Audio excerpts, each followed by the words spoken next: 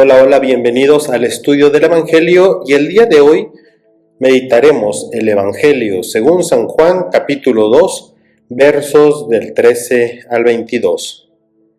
Se acercaba la Pascua de los judíos y Jesús subió a Jerusalén y encontró en el templo a los vendedores de bueyes, ovejas y palomas y los cambistas sentados, y haciendo un azote de cordeles los echó a todos del templo, ovejas y bueyes, y a los cambistas les esparció las monedas y les volcó las mesas. Y a los que vendían palomas les dijo: quiten esto de aquí, no conviertan en un mercado la casa de mi Padre. Sus discípulos se acordaron de lo que estaba escrito: el celo de tu casa me devora. Entonces intervinieron los judíos y le preguntaron: ¿qué signo nos muestras para obrar así? Jesús contestó: destruyan este templo y en 3 días lo levantaré. Los judíos replicaron: 46 años ha costado construir este templo, ¿y tú lo vas a levantar en 3 días? Pero él hablaba del templo de su cuerpo. Y cuando resucitó de entre los muertos, los discípulos se acordaron de lo que había dicho y dieron fe de las Escrituras y a la palabra que había dicho Jesús. Palabra del Señor. Bien, pues nos encontramos en el domingo 32 del tiempo ordinario en la liturgia católica, y al igual que la semana pasada coincide con una festividad, así como en el Día de los Muertos, que coincidió en domingo y que se da el permiso para celebrarlo en domingo en territorio mexicano.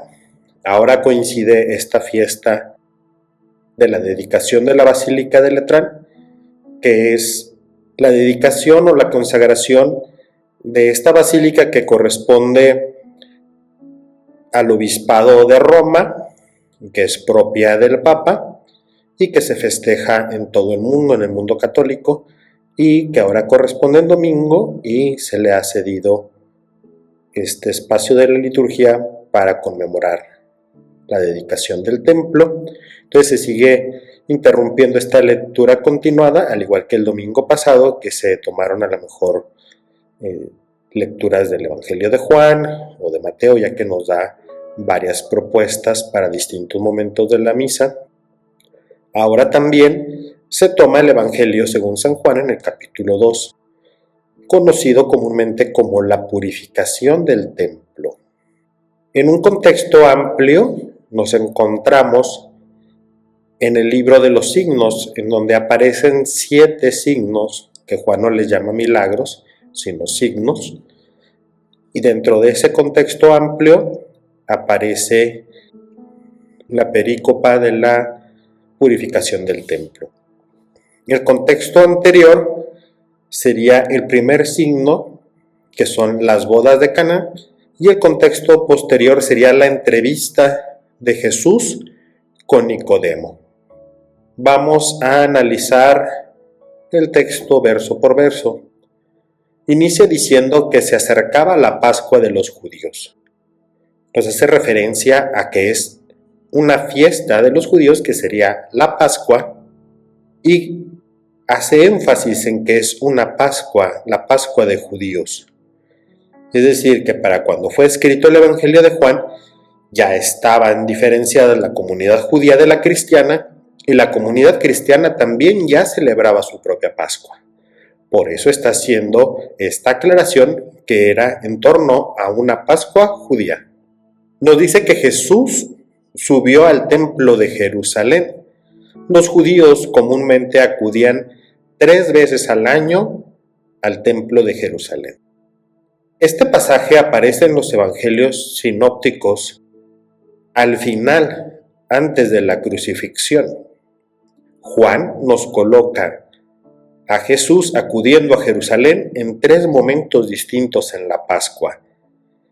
y coloca la purificación del templo en un primer momento, en su primer visita ya en la vida pública, y ahí es donde hace la purificación del templo, marcando que Jesús viene a darnos una relación plena y total con su Padre, con Dios.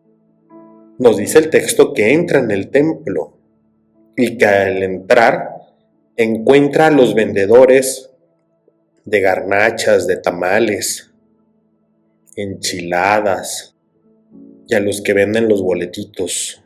No, me confundí, perdón. A los que venden los animales, los bueyes, las ovejas y las palomas, y a los cambistas de las monedas.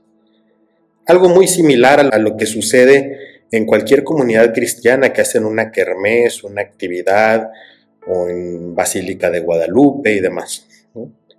Esto en la explanada, esto en las afueras, esto en la parte exterior de un templo común de nuestra época, o dentro de la barda que está al final, igual que en el templo de Jerusalén, en el llamado atrio de los gentiles, que era donde el viajante llegaba y compraba su animal que iba a otorgar de ofrenda. No iban viajando comúnmente con este animal. Además que el animal tenía que ser inspeccionado y ser válido para el culto, para la ofrenda.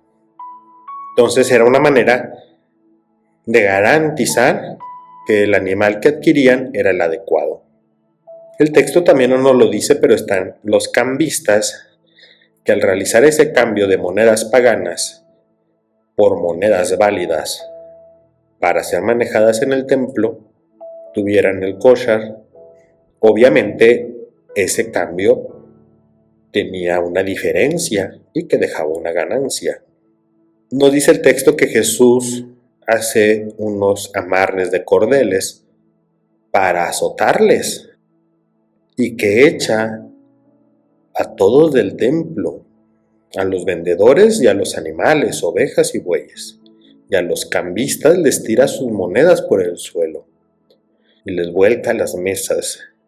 Actúa de manera diferente, o hace un paréntesis con los que vendían las aguas frescas que las preparaban de la llave y que no eran de agua purificada. De los que vendían las palomas, ¿no?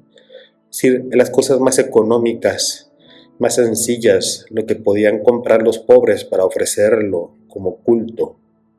A ellos no se los tira, ni echa las palomas a volar. Con ellos se dirige y les dice las palabras siguientes: quiten esto de aquí y no conviertan en un mercado la casa de mi Padre. Esta referencia es para aclarar dos cosas. Uno, que el templo es la casa de Dios y que Dios es su Padre, nuestro Padre. Es un lugar para encontrarnos con Papá Dios. En los sinópticos no le llaman así. En los sinópticos le llaman la casa de oración, es decir, donde tú vas a orar. Aquí Juan, con una teología más elaborada, algo relacional, nos está diciendo que es el lugar del encuentro con Papá Dios. Y que han prostituido, que han desvirtuado, que han pervertido el uso del templo y que ha sido convertido en un mercado, en una cueva de ladrones. Y esto les trae a la memoria a los discípulos la Escritura, recordando el Salmo 69. El celo por tu casa me devora. Dice Juan en el Evangelio que intervienen los judíos y le preguntan: ¿qué signos nos muestras para obrar así? Al referirse a los judíos, obviamente todo el pueblo, la mayoría de los que estaban ahí, pues eran judíos. Es más bien una referencia a las autoridades o a los que tienen algún cargo o función dentro del templo. Al preguntar sobre qué signo nos muestras, de decir, ¿con qué autoridad estás haciendo esto? ¿Quién te envía? ¿Quién eres tú?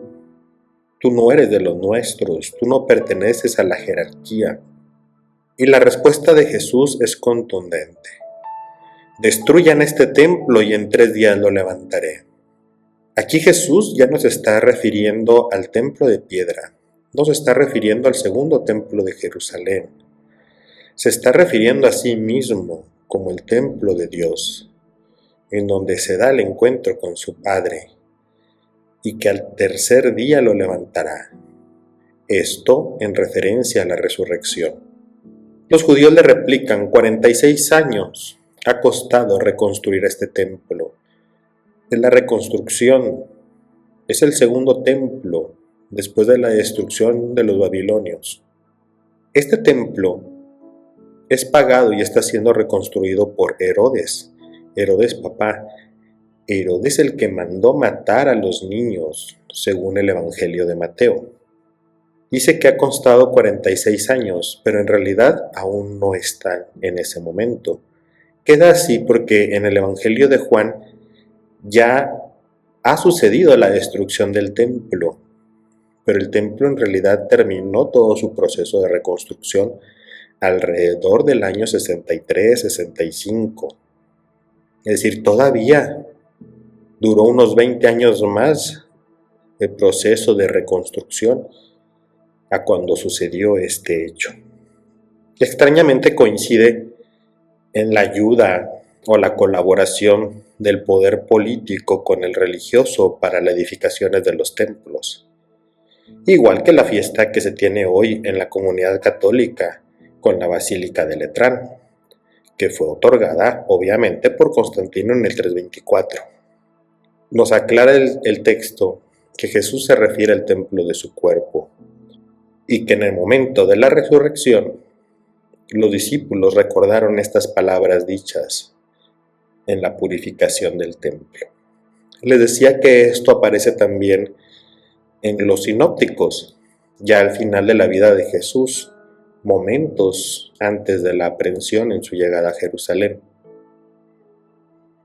Muy probablemente corresponde más al hecho histórico que la purificación del templo fuera en sus últimos días y no al inicio de su ministerio. Y nos dice finalmente que dan fe de las Escrituras y las palabras que había dicho Jesús, uniendo el acontecimiento como una profecía de su resurrección. Este texto creo que nos da para mucho más. Comprender el signo y el significado de templos. En todo culto religioso existe el lugar de encuentro donde se congrega la comunidad, el colectivo. En el mundo cristiano les llamamos iglesias, pero el término iglesia viene de eclesia, de comunidad, del pueblo congregado, y que ese es un signo del templo y la presencia de Dios. Jesús nos enseña otras maneras de dar culto y reverencia a Dios. En donde 2 o más se reúnen en mi nombre, ahí estoy yo. Más allá del edificio del templo. Jesús es el templo.